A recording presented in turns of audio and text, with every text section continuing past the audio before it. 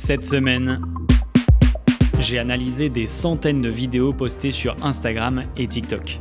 Mon objectif, c'était d'avoir des données factuelles pour savoir s'il valait mieux privilégier un réseau plutôt qu'un autre quand on est quelqu'un de créatif dans la thématique de la photo, de la vidéo, du graphisme, etc. Dans cette vidéo, je vais donc vous partager les résultats, mais c'est pas tout. En analysant autant de données, j'ai remarqué que les créateurs qui obtiennent les meilleurs résultats et la plus grosse croissance appliquent 3 principes assez intéressants dans leur contenu. Je vous parle de ça à la fin. Si vous vous demandez pourquoi je me suis tapé une grosse déterre à analyser des centaines de vidéos, il faut que je vous donne un peu de contexte. Il y a 3 ans, jour pour jour, je me lançais dans un défi de publication quotidienne sur TikTok avec l'objectif de développer ma visibilité sur les réseaux pour trouver plus de clients en freelance. Après avoir posté 2 vidéos par jour pendant 30 jours, je passais le cap des 150 000 abonnés, ce qui me paraissait astronomique et qui m'a effectivement permis de développer mon entreprise de production vidéo. Dans les mois qui ont suivi, j'ai continué de poster régulièrement du contenu sans jamais suivre de trend, sans mettre de musique tendance, seulement en partageant ma passion pour la vidéo et en utilisant quelques codes propres à TikTok, comme par exemple toujours filmer à l'iPhone, parler assez vite dans les vidéos et bien sûr essayer de capter l'attention avec une bonne phrase d'accroche. Les chiffres continuaient de monter, tout allait bien, mais au bout d'un moment j'en ai eu marre de respecter ces codes, j'ai voulu publier du contenu plus quali en filmant avec mon setup vidéo habituel plutôt qu'avec mon iPhone et j'ai commencé à partager des conseils et des idées un peu plus poussées. Je m'y attendais mais les vues ont fortement chuté et honnêtement je m'en fiche un peu vu que mon activité ne dépend pas que de ça. Le truc c'est que je reçois régulièrement des questions de personnes dans la photo ou la vidéo qui me demandent quel réseau privilégié entre Instagram Reels et TikTok et le problème c'est que jusque là j'avais pas de preuves concrètes à leur donner pour privilégier un réseau plutôt qu'un autre. Du coup ce que j'ai fait c'est que j'ai identifié une vingtaine de créateurs de contenu dans la thématique de la photo vidéo et j'ai analysé leur compte en notant un max d'informations sur un tableau Excel. C'était beaucoup trop long. Au bout d'un moment, je me suis dit qu'il me faudrait au moins 10 jours pour y arriver.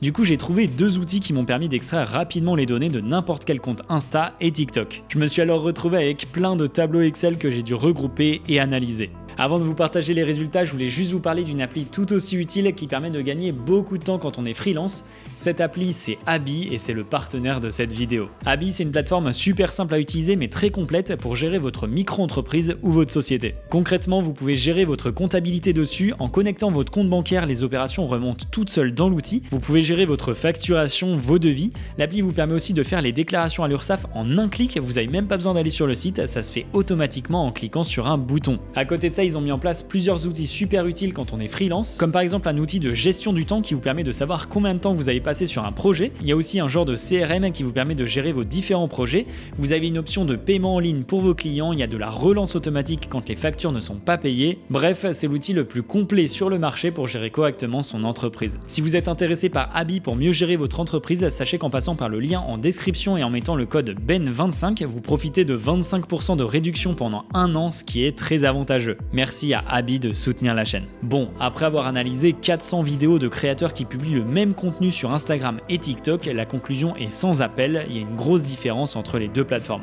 En moyenne, les créateurs font 3,6 fois plus de vues sur Instagram que sur TikTok. Pour certains créateurs comme Kylie Nutt, Léo Keller ou François de Explique-moi encore, la différence est pas énorme même si elle est quand même assez notable. Par contre, de l'autre côté, des créateurs comme Colline ou OMG Adrian font beaucoup plus de vues sur Instagram. D'ailleurs, la différence chez Colline est tellement grande que je l'ai retiré des calculs de moyenne, sinon ça faussait un peu tout. 3,6 fois plus de vues, c'est beaucoup, mais attention, il faut pas penser que ce chiffre est complètement exact parce que les deux réseaux ne comptabilisent pas les vues de la même manière. Et ces derniers mois, j'ai quand même remarqué que Instagram a tendance à facilement faire monter le compteur de vues. Là où on va voir si un réseau est plus avantageux qu'un autre, c'est au niveau de l'engagement parce que ça pour le coup, on peut pas le fausser. À ce niveau-là, on a encore une différence, mais elle est moins flagrante puisque en moyenne au global, les créateurs obtiennent 2 fois plus de likes sur Instagram que sur TikTok. Donc ce qu'on pourrait en conclure, c'est que le taux d'engagement sur Instagram est plus faible que sur TikTok puisque les créateurs font 3,6 fois plus de vues, mais ils ont que 2 fois plus de likes. En réalité, selon moi, c'est pas une différence d'engagement, les gens sont pas forcément plus engagés sur TikTok que sur Instagram, c'est juste que comme Instagram a tendance à bien gonfler le nombre de vues, forcément le ratio vue-like il est plus faible que sur TikTok. Du côté des commentaires, les vidéos ont obtenu en moyenne 4 fois plus de commentaires sur Instagram que sur TikTok, et comme le nombre de vues est 3,6 fois plus important, on peut dire que sur Instagram il y a proportionnellement un peu plus de commentaires que sur TikTok. Bon, concrètement, qu'est-ce qu'on peut en tirer? Ce que je remarque depuis plusieurs mois a l'air de se confirmer, quand on crée du contenu qui est assez travaillé esthétiquement, il vaut mieux publier sur Instagram que sur TikTok, mais pour Pour obtenir des résultats intéressants, il y a quelques codes à respecter et avec mes analyses, j'ai remarqué 3 choses chez les créateurs qui ont la plus grosse croissance. La première, c'est qu'ils ont pour la plupart un storytelling authentique. En gros, le script de leur vidéo est parfaitement pensé, mais quand on les écoute, tout semble assez naturel. Évidemment, ils parlent pas pour ne rien dire, il y a une vraie valeur ajoutée dans les contenus et forcément quand c'est associé à des plans très quali avec une bonne esthétique, ça fonctionne.